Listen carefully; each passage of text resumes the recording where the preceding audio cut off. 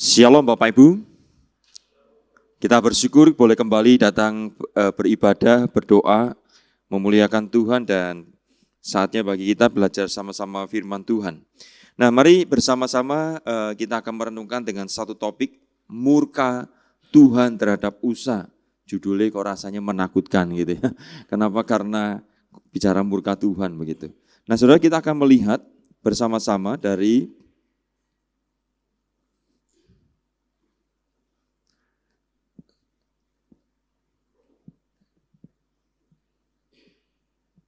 2 Samuel pasal 6 ayat 1 sampai yang ke-10. Semoga masih kelihatan Bapak Ibu ya. Masih kelihatan. Tapi yang belakang enggak tahu, mungkin sudah mulai susah mungkin. Ya. Mari kita coba simak bersama-sama Bapak Ibu kisah ini, cerita yang sederhana, singkat tetapi kita coba menghayatinya. Di sana dikatakan demikian firman Tuhan, Daud mengumpulkan pula semua orang pilihan di antara orang Israel. 30.000 orang banyaknya. Kemudian bersiaplah Daud lalu berjalan dari Baale Yehuda dengan seluruh rakyat yang menyertainya untuk mengangkut dari sana tabut Allah yang disebut dengan nama Tuhan semesta alam yang bertahta di atas kerubim. Mereka menaikkan tabut Allah itu ke dalam kereta yang baru setelah mengangkatnya dari rumah Abinadab yang di atas bukit.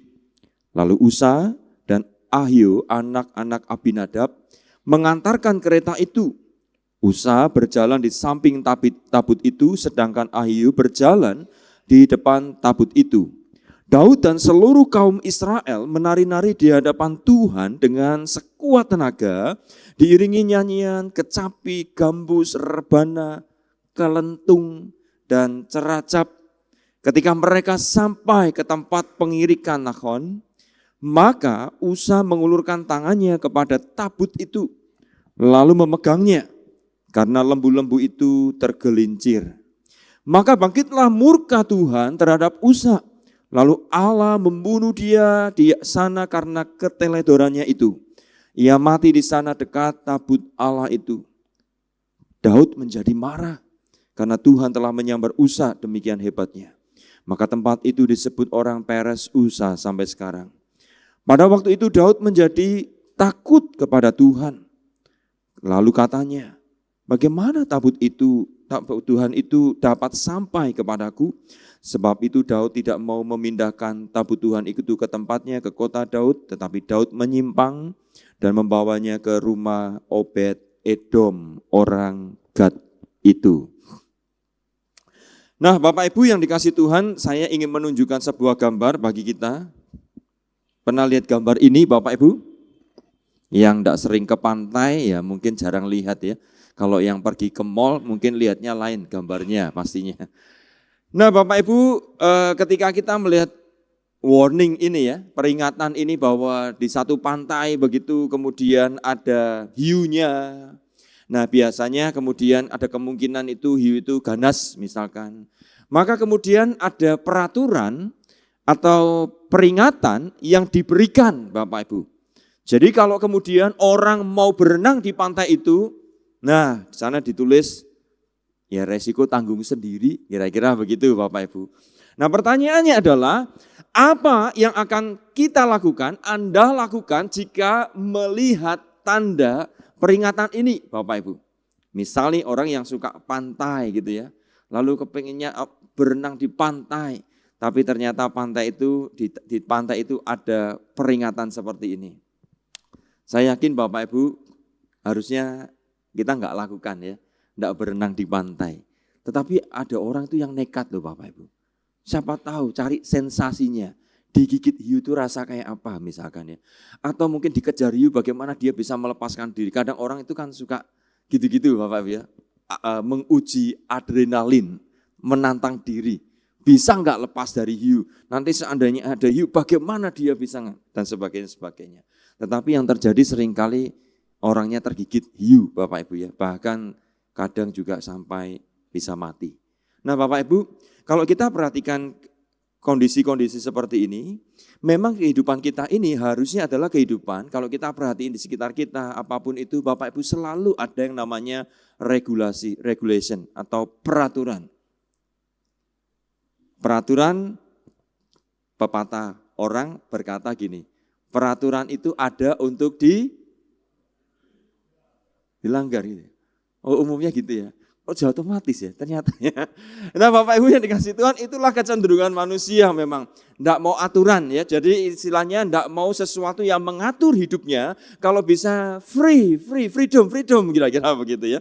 Nah tetapi memang regulasi itu diberikan sebenarnya ada maksud dan tujuan yang baik.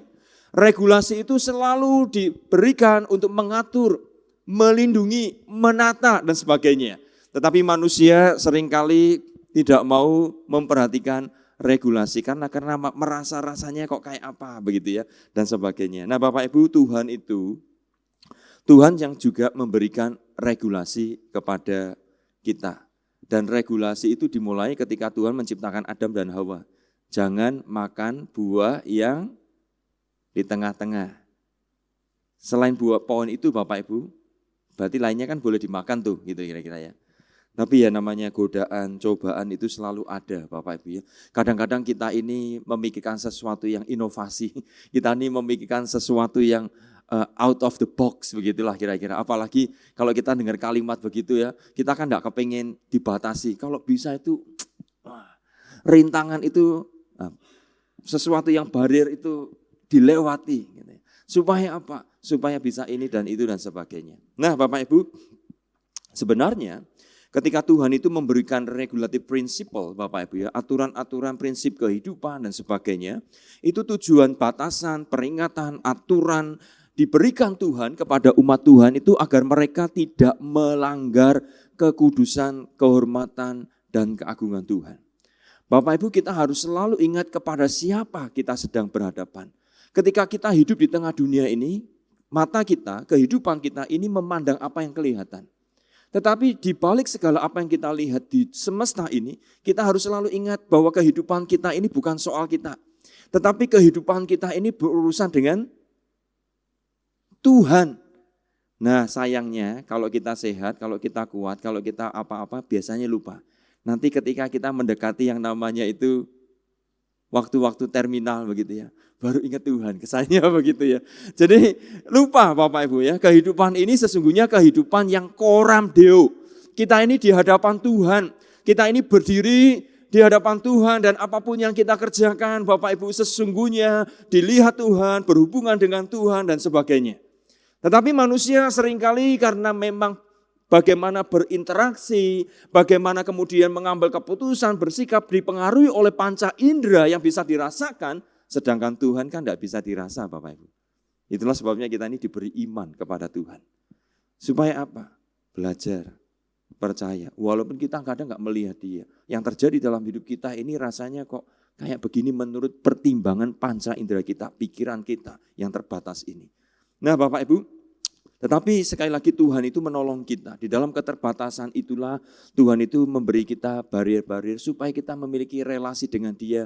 Dan bagaimana kita menaruh hormat dan menjaga, menghormati kekudusannya. Nah tujuan dari batasan, peringatan, aturan, larangan menolong kita. Untuk kita hidup boleh selaras dengan apa yang menjadi kehendak Tuhan.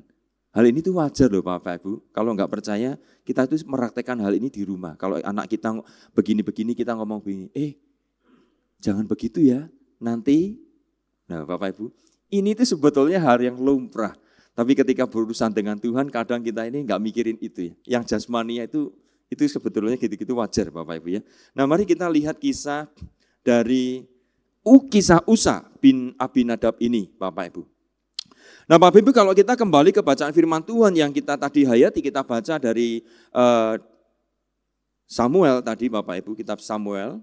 Nah diceritakan di sana sebetulnya begini, Daud itu adalah sosok raja yang sangat-sangat mengasihi Tuhan, yang sangat-sangat ingin bagaimana menyukakan hati Tuhan, dekat dengan Tuhan, menikmati Tuhan, memuliakan Tuhan. Dan hari itu Bapak Ibu di pasal kelima itu dicatat bahwa Daud itu Tuhan beri dia kepenuhan pemerintahan kepada Israel. Jadi seluruh suku itu dibawa ke pemimpinannya dan dia menjadi raja yang hari itu dimuliakan Tuhan dan dia tahu bagaimana merespon kasih karunia anugerah Tuhan. Daud itu adalah sosok yang memberikan terbaik. Dia tidak hanya memikirkan kesuksesan dirinya, tetapi dia memikirkan Bapak Ibu apa yang baik, yang terbaik, yang Tuhan itu boleh dapatkan dari hidupnya. Apa yang dia lakukan untuk Tuhan, dia coba persembahkan yang terbaik. Daud itu adalah orang yang selalu mikirin Tuhan, kira-kira begitu.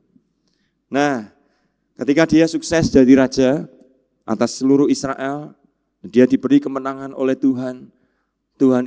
Daud itu kemudian ingat tabut yang menjadi kehadiran Tuhan, representasi Tuhan di tengah umatnya.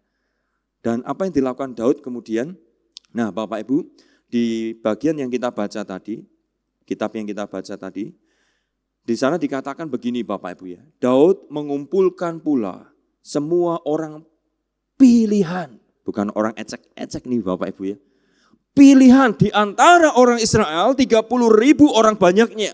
Kemudian pencatat kitab ini mengatakan begini, bersiaplah Daud lalu berjalan dari Baale Yehuda dengan seluruh rakyat yang menyertainya untuk mengangkut dari sana tabut Allah yang disebut dengan nama Tuhan semesta alam yang bertahta di atas kerubim. Jadi tabut perjanjian itu Bapak Ibu. Lalu apa yang dilakukan? Mereka menaikkan tabut itu ke dalam kereta yang baru. Bukan kereta yang sudah biasa dipakai, tapi ini kereta yang baru. Bapak Ibu catat di sana ya, ada orang pilihan, berarti orang gak sembarangan yang diajak Daud. Lalu keretanya, kereta lembu itu juga baru Bapak Ibu. Untuk apa? Mengangkat tabut itu. Lalu di sana disertai dengan 2 anak Abinadab yang namanya Usa dan Ahio. Usa berjalan di samping tabut Allah itu, sedangkan Ahio berjalan di depan tabut itu. Nah, ditambahkan kemudian di sana apa yang dilakukan oleh Daud. Daud dan seluruh kaum Israel menari-nari di hadapan Tuhan dengan sekuat tenaga. Daud itu adalah sosok yang mengasihi Tuhan dengan sepenuh hatinya, dengan kekuatannya. Dia memberikan yang terbaik bagi Tuhan dan sebagainya hari itu. Bapak Ibu harapan bahwa tabut itu bisa berada di kota Daud. Nah, apa yang terjadi yang dilakukan Daud ketika Daud berada di depan kereta itu, ia menari-nari di hadapan Tuhan dengan sekuat tenaga, diiringi dengan nyanyian, kecapi, gambus, rebana, kelentung. Nah ini saya bingung, kelentung itu apa ya? Ada yang tahu Bapak Ibu kelentung? Hah? Atau pokoknya bunyi tung-tung-tung gitu? Bukan. Terjemahan lainnya apa? Kastanya apa? Bingung lagi kastanya apa? Oh ya gitu. Nah Bapak Ibu ceracap. Nah ketika mereka sampai ke tempat pengirikan Nahon, bayangkan Bapak Ibu jadi hiruk pikuk hari itu, kalau kita ada di sana, melihat pemandangan yang luar biasa itu, kita sadar benar bahwa Daud adalah sosok yang memang menghargai Tuhan, menghormati Tuhan, memberikan yang terbaik bagi Tuhan. Tetapi nampaknya kemudian di tengah satu hiruk pikuk yang luar biasa itu Bapak Ibu, di sana kemudian dicatatkan peristiwa yang tidak mengenakan. Penulis kitab Samuel berkata apa? Ketika mereka sampai ke tempat pengirikan Nahon, maka Usa mengulurkan tangannya kepada tabut itu lalu memegangnya karena lembu-lembu itu tergelincir. Nah, yang terjadi adalah kemudian begini. Maka bangkitlah murka Tuhan terhadap Usa. Lalu Allah membunuh dia di sana karena keteledorannya itu. Ia mati di sana dekat tabut Allah itu. Nah, Daud itu kemudian sikapnya Bapak Ibu sadar benar ya. Dia tidak begini, loh Tuhan ki aneh ya. Mau ditolong kok malah dimatiin orangnya. Kira-kira begitu Bapak Ibu ya. Kalau kita membaca ini, kita ada di sana, atau kita seandainya jadi Daud hari itu, melihat peristiwa itu, apa yang terjadi Bapak Ibu? Kalau pikiran orang zaman sekarang kan, pemberontakan itu kuat sekali. Protes masih sama Tuhan. Salahnya apa Tuhan? Ini begini dan sebagainya. Mungkin ada saksi mata ditanya, kenapa sampai dia mati? Kenapa sampai dia mati ini? Ditanyain kan gitu Bapak Ibu. Protes enggak, tapi Daud itu malah marah katanya. Daud menjadi marah karena Tuhan telah menyambar Usa demikian hebatnya. Maka tempat itu disebut orang Peres Usa sampai sekarang. Pada waktu itu Daud menjadi takut. Dari perasaan yang marah, kenapa bisa begini? Kemudian dia menjadi sebuah kegentaran, ketakutan. Bagaimana dia melihat Tuhan. Tuhan itu bersikap terhadap situasi kondisi hari itu. Padahal Daud sedang berusaha memberikan apa yang terbaik menurut pikirannya, menurut kondisi hari itu. Tetapi yang terjadi di luar dugaan. Usa harus mati. Lalu respon Daud adalah bagaimana tabut Tuhan itu dapat sampai kepadaku. Ada kegentaran, ada ketakutan Bapak Ibu. Sebab itu Daud tidak mau memindahkan tabut itu ke tempatnya, ke kota Daud. Tetapi Daud menyimpang dan membawanya ke rumah Obed Edom. Bapak Ibu, saya ingin mengajak Bapak Ibu menghayati peristiwa ini. Kalau kita peristiwa ini ada di zaman sekarang, saya yakin setiap kita pasti akan protes sama Tuhan ya.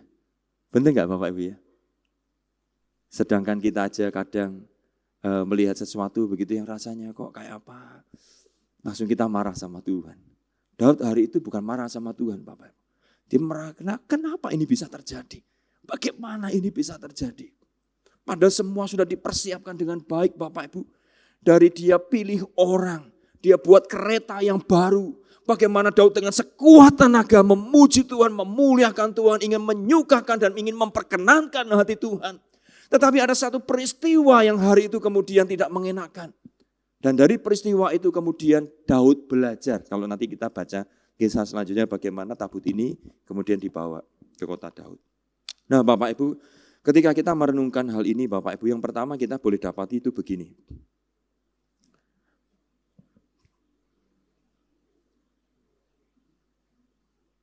Ada aturan yang Tuhan itu buat Bapak Ibu. Bagaimana orang itu mengangkat perkakas kemah suci.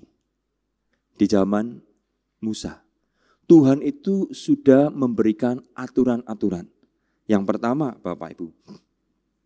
Di sana dikatakan di Bilangan pasal 7 ayat yang ke-9. Tetapi kepada Bani Kehat tidak diberikannya apa-apa. Kalau yang lain itu memang diberi lembu, keturunan Lewi Bapak Ibu selain Kehat ya, Gersom dan sebagainya itu diberi kereta dan lembu untuk ngangkut barang. Cuman satu yang tidak boleh. Mereka yang dipilih Tuhan Kehat ini yang mengangkat tabut itu. Jadi ada ruang suci dengan peralatannya, ada ruang maha suci, di dalamnya itu ada tabut Tuhan. Yang tabut Tuhan ini enggak boleh dinaikin kereta Bapak Ibu. Tapi harus dipikul, diangkat orang. Daud hari itu mungkin kita bertanya, Daud itu ngerti apa enggak ya aturan ini ya? Bapak Ibu baca di kitab Bilangan itu kita ngerti. Yang ruang suci itu boleh diangkat pakai kereta, yang ini enggak boleh pakai kereta, dia pikul, kira-kira begitu. Daud hari itu Bapak Ibu berusaha memberikan yang terbaik. Mungkin hari itu dia tahu umumnya, maka di komentari Illustrated Bible Commentary mengatakan walaupun kereta itu sesuatu yang baru mungkin sudah dikhususkan sama Tuhan lah, yang terbaik lah, dan itu memang yang layak menjadi sarana transportasi untuk mengangkat biasanya benda-benda kudus hari itu. Tetapi ini tidak seperti yang Tuhan mau kehendaki. Jadi hari itu Bapak Ibu walaupun kereta itu baru, kereta itu mungkin the best dari yang lainnya. Tetapi tidak sesuai firman Tuhan, kehendak Tuhan. Yang kedua Bapak Ibu, yang kedua ya. Yang kedua adalah di Bilangan pasal 4 ayat 15 itu juga dijelaskan. Setelah Harun dan anak-anaknya selesai menudungi barang-barang kudus dan segala perkakas tempat kudus pada waktu perkemahan akan berangkat, barulah orang Kehat boleh masuk ke kemah masuk ke dalam untuk mengangkat barang-barang itu. Tetapi di sana dikatakan, janganlah mereka kena kepada barang-barang kudus itu, nanti mereka mati. Jadi itulah barang-barang di kemah pertemuan yang harus diangkat Bani Kehat. Jangan disentuh, tidak boleh naik kereta, tidak boleh disentuh. Nah Bapak Ibu, hari itu memang Usa ini mungkin kalau bahasa sekarang, apa nasibnya sial toh Pak? Apa ngaruh ya, kita biasanya orang sekarang itu sukanya ngomong-ngomong yang begituan Bapak Ibu ya. Tetapi hari itu umat Tuhan melihat, supaya belajar. Kita ini sama Tuhan gak bisa sembarangan sebetulnya. Walaupun Tuhan itu penuh kasih sayang sama kita hari ini Bapak Ibu ya, kita enggak diperlakukan seperti di dalam perjanjian lama. Tetapi bukan berarti Bapak Ibu kemudian kita ini bisa bebas sebebasnya. Nah, ada dua hal yang kita bisa pelajari dari bagian ini. Yang pertama apa? Ikuti regulasi Tuhan. Tuhan itu punya regulasi terhadap kita sebagai umatnya, Bapak Ibu. Bagaimana cara kita hidup, bagaimana kita merasa, bagaimana kita berpikir, berrelasi dengan orang, bersikap, dan seterusnya. Itu kan ada regulasinya, bukan? Bahkan Yesus berkata begini kok. Kalau kamu punya musuh itu, musuhnya diapain? Susah ya Bapak Ibu ya. Regulasi yang dibuat oleh Tuhan Yesus itu rasanya gini. Tetapi ketika kita membaca terus begituan, kita juga diingatkan. Kalau kamu pergi beribadah, menyimpan sesuatu yang bla bla bla di dalam hatimu, kamu harus apa? Itu regulasi namanya Bapak Ibu. Nah, tapi kita hidup di zaman sekarang, itu memang repot Bapak Ibu ya. Semua itu serba dipertanyain. Kenapa? Karena orang sangat menekankan hak asasi manusia. Terserah aku toh, aku yang punya hidup, ngapain diurus, mau elek, mau apa, terserah aku toh. Betul Bapak Ibu ya? Apalagi kalau kita lihat anak muda misalkan ya, yang kadang-kadang diomongi jangan begitu, kenapa enggak boleh? Apa salahnya? Nah, apalagi mungkin Tuhan juga ditanyain kali, kalau bisa ketemu Tuhan. Kok salah kayak apa Tuhan? Maksudnya Tuhan apa? Jadi kayak ini ngomongnya itu gak setara. Padahal ingat dia Tuhan semesta alam. Dia Raja, dia segalanya. Nah Bapak Ibu, ketika kita menghayati ini kita diingatkan ya. Tuhan itu sungguh penuh kasih sayang. Kita kemarin belajar betapa kasihnya hebat atas kita. Tetapi bukan berarti Bapak Ibu, ia tidak segan menghajar, mendisiplin kita anak-anaknya yang tidak kemudian hidup dalam penghormatan terhadap Tuhan. Hajaran Tuhan bukan untuk membuat kita ini hancur lebur, bukan. Membuat kita menjadi kemudian tidak berharga dan sebagainya, bukan. Kemarin penginjil Wong sudah jelasin ya. Siapakah yang bisa memisahkan dari kasih Allah? Ini itu pergumulan.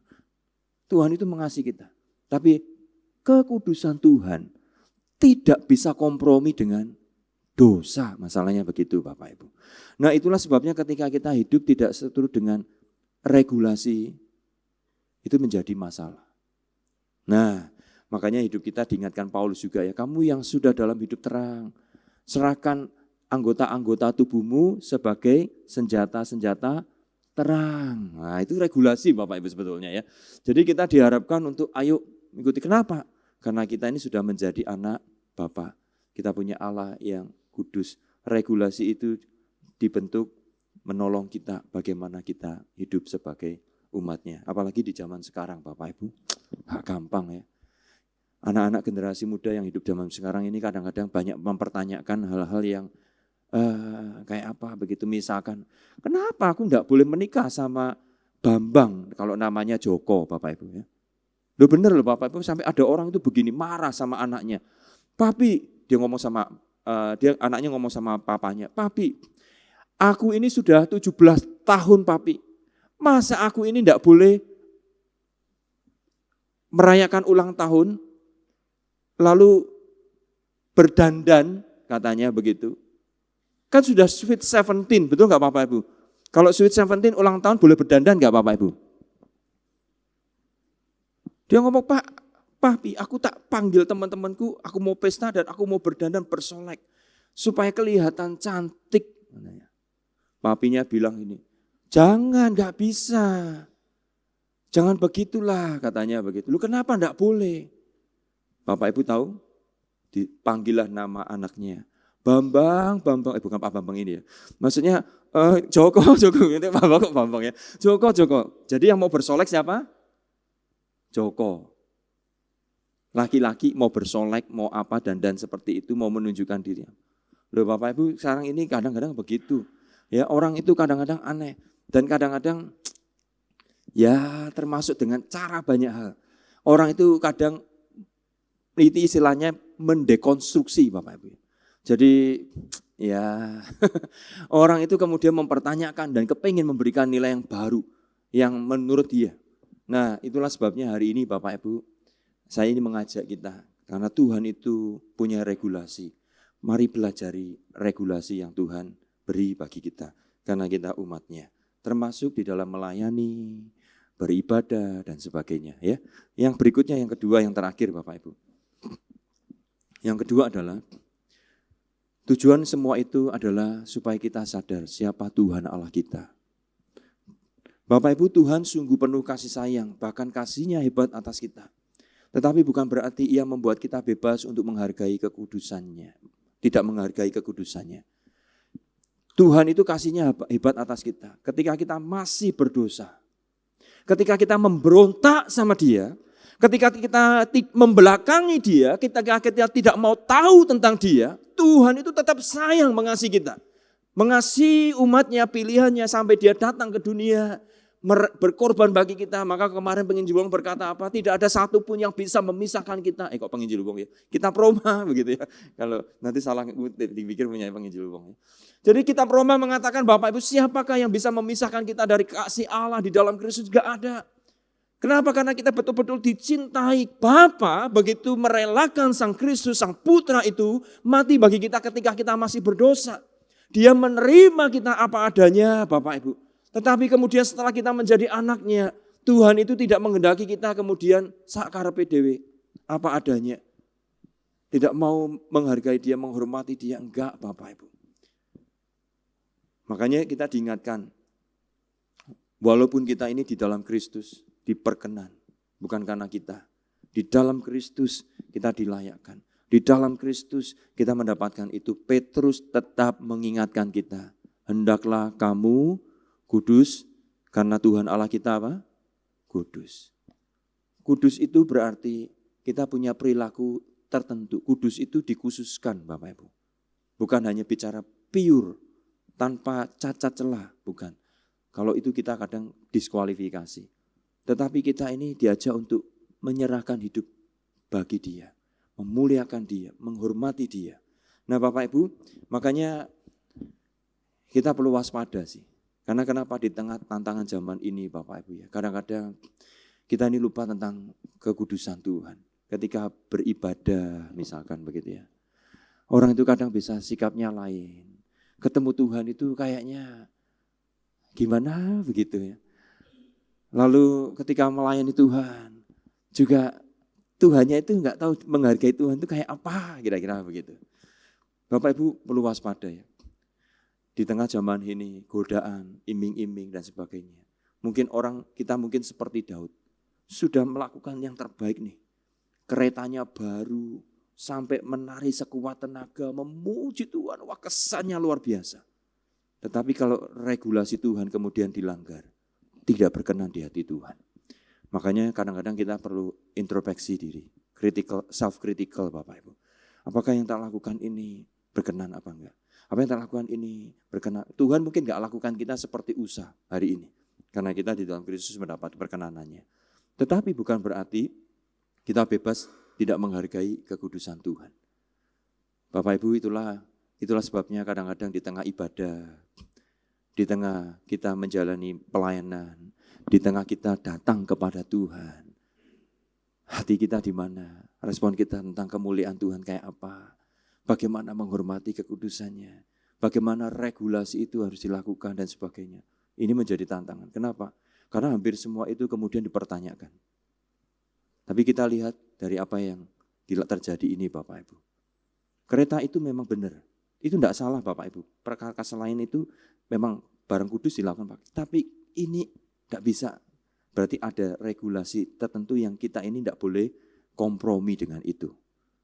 Nah Bapak Ibu, mari di tengah hidup ini, di tengah zaman yang tidak jelas ya. Orang itu mendekonstruksi apa yang harus yang baik, yang benar. Dijadikan menurut mau masing-masing. Kalau orang dulu bicara populernya posmo, sekarang posmonya sudah mulai hilang kata-kata posmo ya. Sekarang mulai muncul hal yang lain-lain lagi. Itu manusia, pergeseran itu terjadi. Tetapi mari kita mau belajar baik-baik. Kita umat Tuhan punya regulatif principle yang dari Tuhan. Kenapa? Supaya kita tidak melanggar kekudusannya. Supaya kita selalu ingat Tuhan di mana kita berhadapan dengan Dia adalah Tuhan yang kudus. Dan Dia memberi aturan agar kita tidak salah jalan, tetapi boleh memperkenankan hatinya. Amin. Mari kita tundukkan kepala, kita bersatu di dalam doa.